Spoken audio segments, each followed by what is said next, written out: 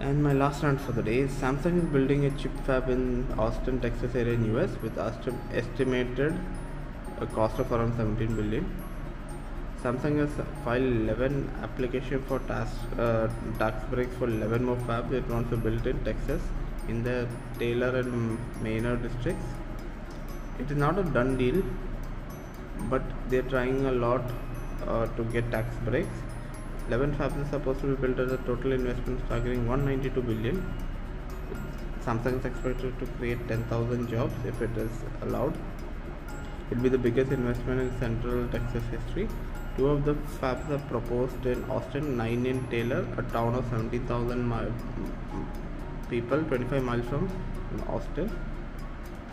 The Austin plans account for around $25.4 billion of the new investment and account for 1,800 jobs.